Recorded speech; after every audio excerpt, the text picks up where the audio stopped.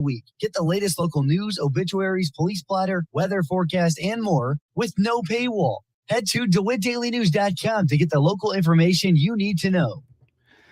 From the Heart Media Group newsroom and DeWittDailyNews.com, I'm Ben Hubbard with this expanded morning newscast.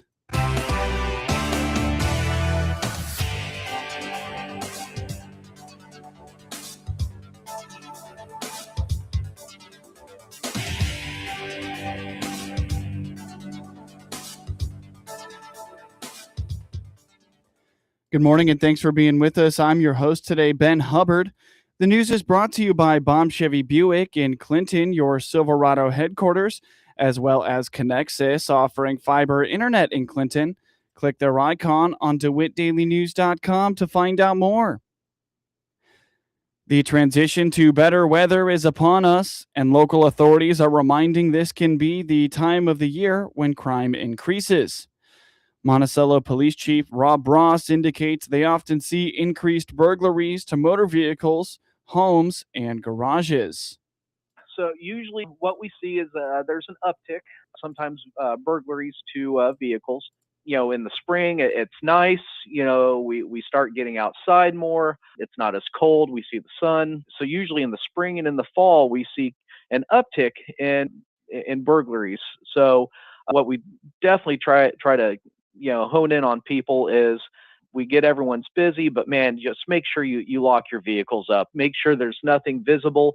It's the old adage we've been going over for the last 10, 15, 20 years. If you're out and about at the mall, grocery store, whatever, don't leave your purse on the or your wallet in a center console or in the seat. That just invites people to try your doors or get entry to try to get to that. If you can, put it in your trunk, hide it, where it's out of sight, out of mind, and not just for wallets or purses. That's cell phones, that's, tablets. The chief indicates it is best to make sure those outdoor cameras and security systems have been installed and been updated. The cameras in focus and any subscriptions that are required with them to be current. Well, like I said, it's just that, people are out and about. So much like whenever the clocks change, the fire department tells you to change your batteries in your smoke, carbon monoxide detectors, things like that. Make sure that your residential cameras, whether that be a Nest camera, a Ring camera, Arlo, anything that you have around the house, make sure it's hooked up to your Wi-Fi or internet. Make sure the batteries are charged in it, or make sure it gets new batteries. Again, we go to a lot of houses where, man, I've got, all these cameras. I spend a lot of time and money on them. And then when, God forbid something happens, we go there and say, hey, we notice you have cameras. Do they work?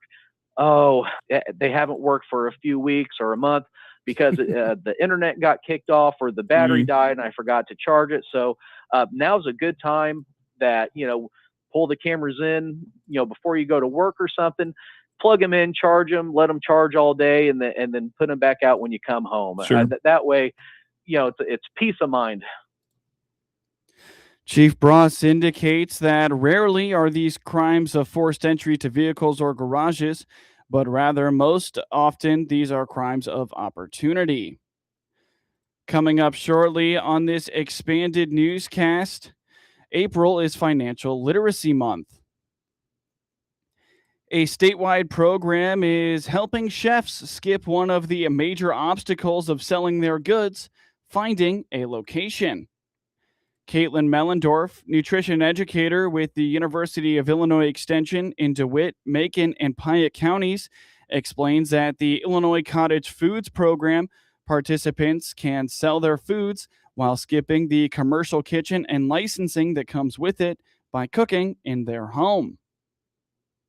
Yeah, so in Illinois and then other states around the country, we have what's called cottage food law. And so cottage food is a entrepreneurial type of business. So for folks that are really interested in creating food products and making them a business, rather than trying to go straight to retail and selling at a grocery store, for example, they're able to make certain foods in their home kitchens without the need to get a commercial kitchen license and renting a space. So they can make these foods at home. and then sell them at certain locations. The most popular would be at farmers markets, but there are other locations that are approved. And so this has been several, probably almost 2 decades now of Illinois having variations of cottage food law. And we've slowly expanded the types of foods that are allowed. And so really now we're kind of to the point where there's very few foods that are not allowed versus when this law started. It was a much smaller list of things of like, you can do these and that's it. And then we slowly expanded as this goes through. Mellendorf indicates that it does require sellers to work with their local health department to ensure foods are being prepared safely. The program encourages things like baked goods, home canned products, and even allows refrigerated foods. So you're working with your local health department. They are the ones that are managing different operations and just double checking. So if there is a concern about food safety, health department is able to step in. But generally, you're able to do things like baking items. So cakes, cookies, canned goods are in this as well. There's certain canned foods that are allowed in this list. Even like refrigerated foods. So if you wanted to bring a fresh made coleslaw to a farmer's market and sell that in little cups, that would be something that you could bring. So there's quite a variety of things. Most people will come with the bakery items. And I'm sure there's some really talented people out there for cake decorating, or they make really good sourdough bread. And to be able to do that really with very little startup funding, right? You're not having to get a retail business space or rent that commercial kitchen. You're just able to create this in your own home kitchen and bring that out. One of the best parts of the Illinois Cottage Foods program is its flexibility. Mellendorf notes that there are no minimum or maximum requirements when it comes to sales. Very flexible with what your interests are in selling to products. So certainly, since majority of sales are coming through farmers markets, certainly there's a season, right? Like it kind of starts in late spring and might run through, late summer. And that's kind of the farmers market season. There are some allowances now from even selling from your home or from a designated like location, if that's been approved. But there's a lot of flexibility. So for people that are looking for a little side business, or they have some extra time coming into maybe retirement, or they maybe have young kids that are going back to school and they've got some extra time where maybe they want to start a business or develop something that they've been working on that they think other people would want to buy. And so it gives a lot of flexibility on there's no minimum sales, there's no maximum sales, there's just a lot of flexibility for people to try stuff out. The extension will be hosting a series of classes throughout April in partnership with area health departments to help people get started and keep current program members up to date on any changes. And so what we're doing with some classes in April is we are inviting people who are interested in this, whether you are a current cottage food operator and you just want to get some updates or maybe network with people, or you're thinking about, I'm hearing about this for the first time, and this sounds interesting. I've got some, food business ideas. And so we are partnering with the local health departments in DeWitt, Macon, and Piatt counties. We're going to have a representative from the health departments there at each class. And so we're going to go through all the pieces, right? What you can sell, what your labeling needs to look like, some business considerations, and how to get started with the health department, and go through just those basics. And so we're going to host these in April. So we're going to start in Clinton. So we're going to host that April the 14th at 1:30 in the afternoon. In Monticello, April the 22nd from 9 a.m. And then in Decatur, we're going to host that on April the 30th, also at 1:30 p.m. And so we'll run these as free classes for folks that are interested in learning more about what cottage food is and help them get started. The first session is on April 14th at 1:30 p.m. at the DeWitt County Extension Office in Clinton. You can learn more about the free series and the program as a whole at extension.illinois.edu/DMP. You're listening to the WHOW Morning Show. Let's take a quick break with a word from our sponsors. Baum Chevrolet Buick offers full transportation options while giving you peace of mind. This is Scott Baum from Baum Chevrolet Buick here in Clinton. This is what we do every day. We listen to you, give you options for routine maintenance, major mechanical problems, or collision repairs with a staff that's knowledgeable to find the best option for you. Baum Chevrolet Buick, your full-service dealer. See us at baumchevybuick.com right from the start. Experience the power of better connection with Connexus Fiber Internet. Connexus delivers ultra-fast, reliable speeds to keep you connected at the speed of life. Whether you're working from home, streaming your favorite shows, or gaming with your friends, Connexus has you covered. Say goodbye to buffering and dropped calls and say hello to fiber fast internet. Ready to upgrade your connection? Sign up today by clicking the Connexus icon at DeWittDailyNews.com. Nothing connects us like Connexus. News time is 19 minutes after the top of the hour. You're listening to the WHOW Morning Show. April is Financial Literacy Month, and Social Security is promoting future planning. Jack Myers with Social Security indicates that Financial Literacy Month also serves as a reminder that Social Security is a vital part of any financial planning. In April, we celebrate Financial Literacy Month to promote financial education and well-being in the United States. A one-off on that is you could also think of it as National Social Security Month, something that we're kind of promoting to say, hey, think about Social Security in this national or Financial Literacy Month. You want to kind of be reminded that Social Security is a vital part of most people's financial plans. And so as you start to think about finances and your financial plan, some of our online tools should be top of mind because they're available to help you understand what your potential Social Security benefits will be and how they fit into your financial futures. The Social Security online tools are available to help you understand your potential Social Security benefits and how they fit into your financial future. Myers encourages periodically reviewing your Social Security statement available within your My Social Security account. I encourage you to go to our website, ssa.gov, look around, specifically look at the My Social Security account, get that thing set up for yourself if you haven't already done so. Go digital, we say, create your account today. Look at your Social Security statement.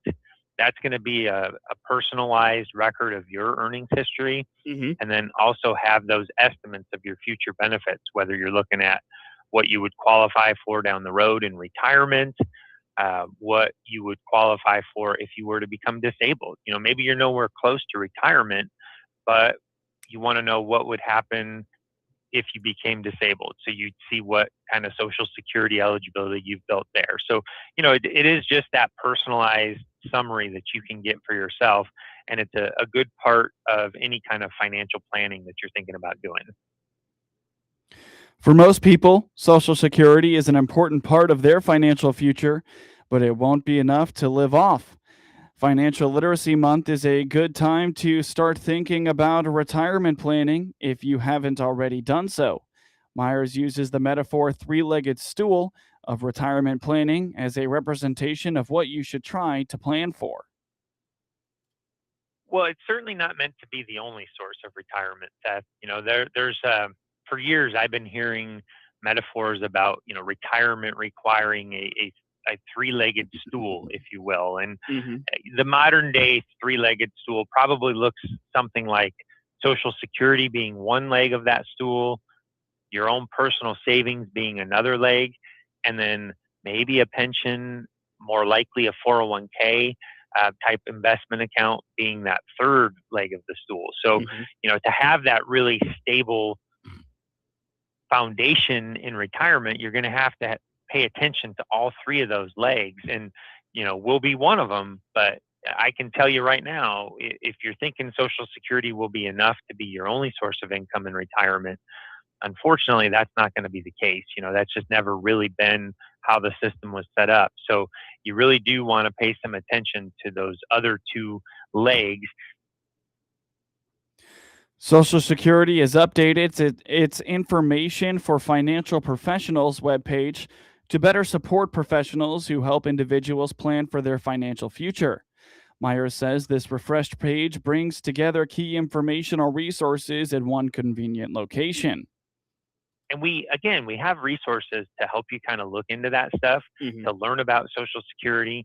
We've got a page that's dedicated to financial professionals, information for financial professionals. So it's just kind of a collection of resources about Social Security. So, you can easily refer clients over to different types of information from our website, but it's not only accessible to financial professionals. I mean, anybody can go to our website, ssa.gov, in the search bar, type in financial planners, and you'll get to that page, and you can see information about a variety of different Social Security topics. And that's a real good spot to start if you're looking to learn more about Social Security and how it fits overall into your financial plan. Those Social Security URLs for financial planning are ssa.gov/myaccount for your My Social Security account, ssa.gov/pubs for the Information for Financial Professionals webpage, and ssa.gov for general Social Security information. Demand continues for CDL drivers across many areas, says Jason Thomas with Midwest Technical Institute. You've got your big companies that do the over-the-road that are nationwide. We've got our students that are more interested in staying local to where they're from, and that's where we get in touch with the farmers. There's in Illinois, that's a hotbed. Everybody needs people to haul grain. Distributors use them for deliveries. We down at our Springfield campus, we had an Amazon location that opened up right around the corner from us. So there's a need out there for anybody that, no matter what type of position they want to use their CDL for, there's something out there for them. And I mean, even the garbage companies are beating down the door trying to get in to talk to our students about getting out and working for them as well. Anybody that's got the will to work, and open to learning some new things. Not everybody has an opportunity to drive a semi, when they're learning to drive. So it's a matter of taking the initiative to try something new, and also kind of being brave to try something different as well. Those trucks are pretty big, but we've got a lot of great instructors to help with that learning curve with the different size vehicle. Midwest Technical Institute had a presence at the Midwest Truck and Trailer Show in Peoria earlier this year. Plenty of severe storms impacting Illinois already this spring, and a spokesman with Ameren, Illinois wants to remind you of what to do if you lose power. First thing to do, according to Ameren, Illinois spokesman Brian Brecht, is to report your outage. Even with all of the smart technology in place, a phone call is still helpful. Next, he says to stay away from any downed lines and do not try to drive over them. They always think they're protected by the four tires. They think they're protected. Well, if I go 35, 40 miles an hour, if it was energized, I'm not going to feel it. But a lot of times what can happen is there's something maybe hanging loose under your car, or that wire may get caught, something underneath the vehicle could get caught on a bumper. And we've seen instances where people thought that they could drive over a wire. It did snag, and now you're pulling down a pole, somewhere in front of you, behind you, and you're actually putting yourself in further harm's way. Ameren, Illinois has a section on storm safety at its website, ameren.com. You can also report an outage using your smartphone at outagemap.ameren.com. And again, the number to call if you have an outage is 1-800-755-5000. Now for your local obituaries. Tracy Ann Flannery, 55, of Clinton, passed away at 8:28 a.m. April 3rd at Audrey Court in Clinton. Services will be 11 a.m. Tuesday, April 7th, 2026 at Calvert Funeral Home in Clinton, with Pastor Nick Blackledge officiating. Burial will follow at Memorial Park Cemetery in Clinton. Visitation will be 10 to 11 a.m. Tuesday at the funeral. May be directed to the Special Olympics. Online condolences may be made at calvertmemorial.com. David William Becker, 75, of Farmer City, Illinois, passed away at 11:58 a.m. April 2nd at Carl Foundation Hospital in Urbana, Illinois. Services will be 11 a.m. Monday, April 13th at Calvert Funeral Home in DeLand, Illinois, with Pastor Jonathan Roberson officiating. Burial will follow at DeLand Cemetery with military honors. Visitation will be 10 to 11 a.m. Monday at the funeral home. Memorials may be directed to the DeLand American Legion, post number 102. Online condolences may be made at calvertmemorial.com. Cheryl M. Aggie, 59, of Maroa, passed away at her home surrounded by family on Sunday, March 22nd. Memorials may be made to the Maroa Forsyth High School baseball program. Graveside services for Cheryl will be held on Saturday, April 25th at 11 a.m. at the Maroa Township Cemetery and will be followed by a celebration of life at the Maroa Community Center at 119 West Main Street, Maroa, Illinois, 61756 at 12 p.m. Peasley Funeral Home in Lincoln is assisting the family with arrangements. Get news anytime from your computer or your mobile device at DeWitt County's #1 source for news, sports, police blotter, obituaries, and more, DeWittDailyNews.com. With SRN News, I'm Rich Thomason in Washington. The clock is ticking toward President Trump's deadline for Iran to allow free and unrestricted shipping through the Strait of Hormuz. The president's deadline tomorrow, 8 p.m. Eastern. If Iran fails to honor the deadline, Mr. Trump vows to hit infrastructure, including power plants and bridges. The president recently said the U.S. doesn't rely on or need the strait, that the European nations should step in and secure the waterway. Iran continues lashing out at some of its Persian Gulf neighbors, attacking targets in the UAE and Kuwait overnight. Iran and the U.S. are in possession of a draft proposal calling for a 45-day ceasefire, as well as reopening of the Strait of Hormuz, the proposal mediated by Pakistan. Watching Wall Street, Dow futures are 6 points higher. NASDAQ futures up 132. More details at srnnews.com. Let's see, if something costs less, a lot less, but people are actually happier with it, that sounds like something to look into. And that's MetaShare. Maybe you've heard joining MetaShare can save you or your family up to $500 a month. And that's huge, but it's also true. People are just happier with it. They love being part of something that reflects and promotes their values and what they believe in. MetaShare works too. It's been around for 30 years now, and members have shared more than $8 billion of each other's bills. People love having telehealth and a huge nationwide PPO network. So yeah, really, you can save a ton and like it better. Imagine being happy with how you're taking care of your health care, whether you're self-employed or part of the gig economy, or you just want a plan that you're happy with.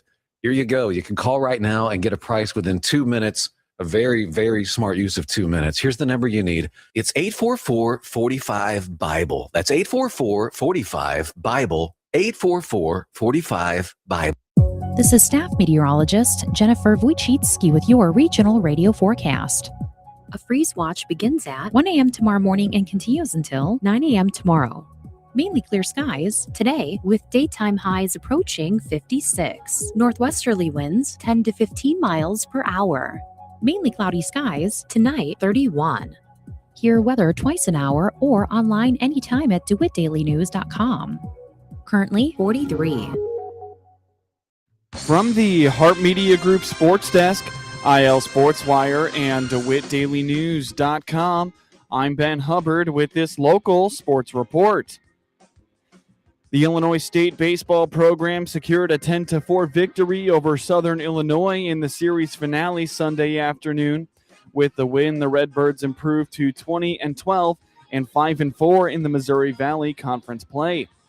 Junior Ryan Banks headlined the Illinois State offense after he matched a career high with 3 hits, including a 2-run home run in the 4th inning. Bakes added his first 3 RBI performances as a Redbird to match a career-best total in a single game.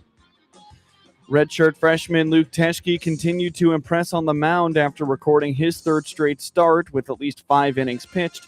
Teschke added 4 strikeouts and limited the Salukis to 2 runs on 3 hits. The Redbirds struck early after a trio of doubles from redshirt sophomore Braden Bakes and senior Josh Outlaw, and junior Graham Mastros gave Illinois State a 2-0 advantage in the top of the 1st inning.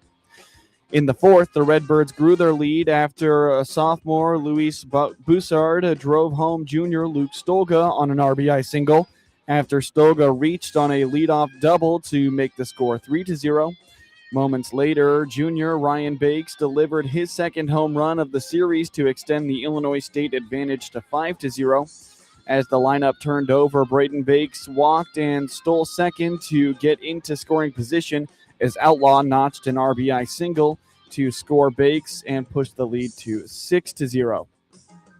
Southern Illinois responded in the bottom half of the fourth, working a pair of runners into scoring position to open the inning.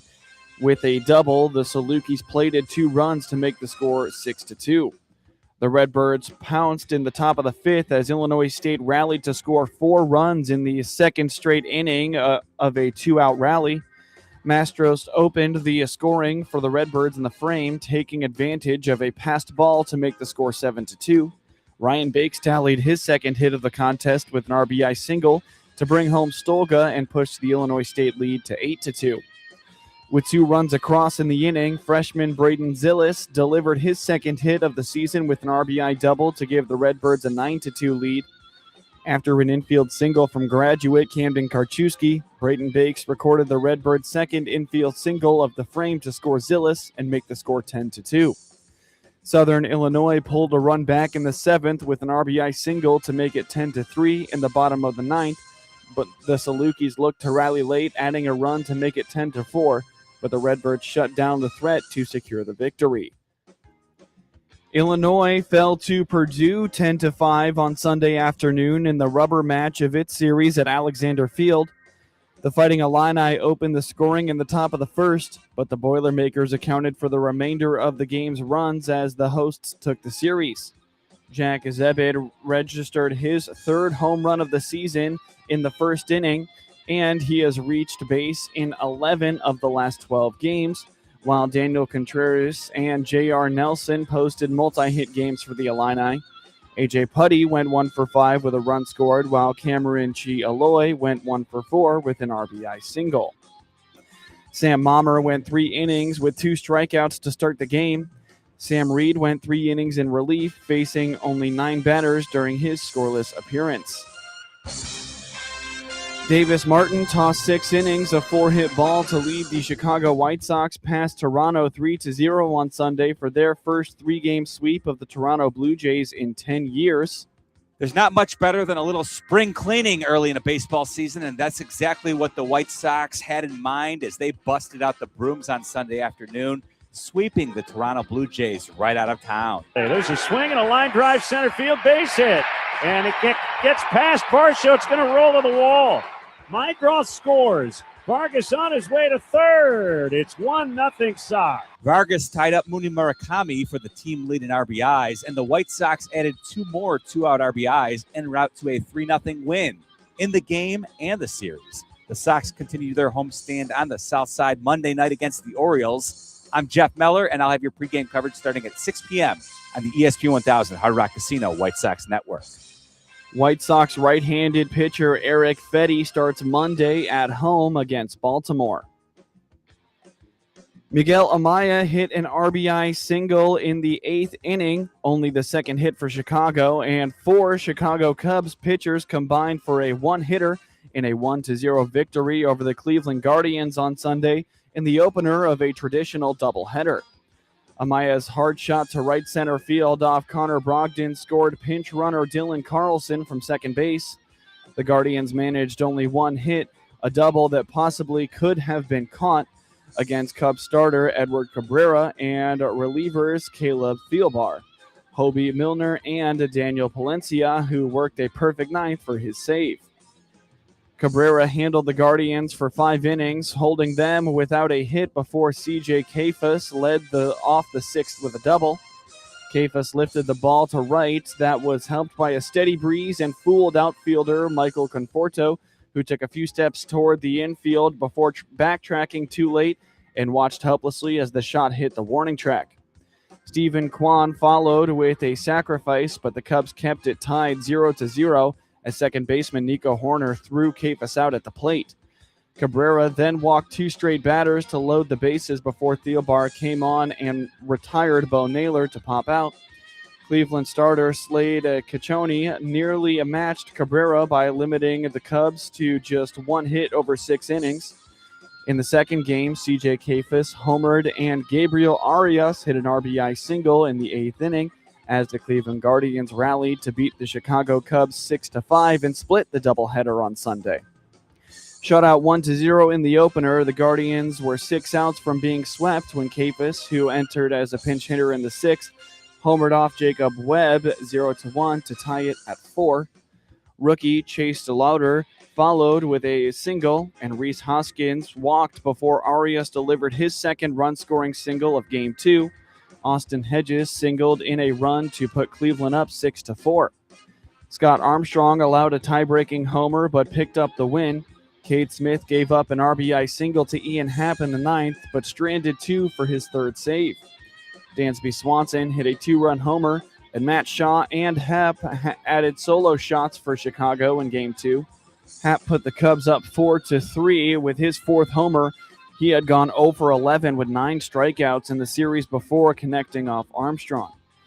Blanked over the 14 previous innings, the Guardians finally strung together some hits in the 6th and tied it 3-3 on RBIs from Kayfus, DeLauder, and Arias. Chicago right-handed pitcher Jamison Talon starts the opener of a 3-game series at Tampa Bay against Shane McClanahan. Ivan Herrera's 2-run single capped a 4-run 5th inning, and the St. Louis Cardinals salvaged the finale of a 3-game series with a 5-3 victory over the Detroit Tigers on Sunday night. Nolan Gorman, Victor Scott II, and Pedro Pajes each scored a run and knocked in another for the Cardinals. St. Louis starter Kyle Leahy gave up 2 runs and 5 hits in 5 innings. Riley O'Brien pitched the 9th for his 2nd save. Kerry Carpenter led the Detroit offense with his 2nd homer in 2 days. Tiger starter Kader Montero gave up 3 runs, 2 earned, and 3 hits in 4 1/3 innings. Montero was recalled from AAA Toledo on Saturday after Justin Verlander was placed on the 15-day injured list due to a left hip inflammation. Verlander has been scheduled Sunday to make his first start at Comerica Park in a Tigers uniform since the 2017 season. Colt Keith led off the Detroit 3rd with a single. Leahy retired the next 2 batters before Carpenter launched a 425-foot drive to straightaway center field to give the Tigers a 2-0 lead. The Cardinals scored their first 2 runs in the 5th on Pajes' RBI single and Scott's squeeze bunt. Herrera smacked his 2-out 2-run single off Emmanuel De Jesus. Javier Baez's sacrifice fly in the 6th cut the Cardinals' lead to 4-3. Gorman's sacrifice fly in the 8th made it 5-3.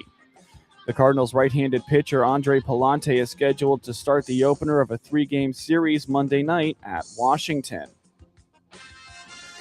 Devin Booker scored 30 points. Jalen Green added 25, and the Phoenix Suns ended the game on an 11-2 run to top the Chicago Bulls 120-110 on Sunday. Dylan Brooks scored 15 points. He hit a fadeaway jumper and a 3 and blocked a shot during the decisive run, helping the Suns shake off back-to-back losses at Orlando and Charlotte. The Suns led by 13 late in the 3rd quarter before the Bulls went on an 11-0 run. They were clinging to a 109-108 advantage with about 3 minutes remaining when Brooks hit a turnaround jumper to start the decisive run and added a 3-pointer. Trey Jones scored 29 for Chicago. Colin Sexton had 18 points and 9 rebounds, and Miller finished with 17 points and 10 boards. The Suns host Houston on Tuesday night, while the Bulls visit Washington on Tuesday and Thursday. Robert Thomas broke a tie with 2 minutes and 50 seconds left to complete his first NHL hat trick, and the St. Louis Blues kept their late postseason charge rolling with a 3-2 victory over the Colorado Avalanche on Sunday night to open a home-and-home set. Thomas pushed his goal total to 21. He scored the winner off Jimmy Snuggerud's 3rd assist. Joel Hofer finished with 26 saves, weathering a flurry of activity in the 3rd period after losing a skate blade. Parker Kelly and Brent Burns scored for Colorado. Mackenzie Blackwood stopped 25 shots. The Avalanche were 0 for 3 on the power play. Ross Colton nearly put the Avalanche up midway through the first period when he knocked in a puck out of the air, but the Blues successfully challenged the play for offsides. Moments later, Thomas scored to make it 1-0. Colorado tied it up on Kelly's 20th goal of the season. The two teams will meet again on Tuesday. Fabulous freshman Braylon Mullins made another last-minute three-pointer, his only basket of the second half, and the UConn Huskies muscled their way past the Illinois Fighting Illini 71-62 on Saturday to reach their third national championship game in 4 years. Terrace Reed Jr. had 17 points and 11 rebounds, and Mullins finished with 15 points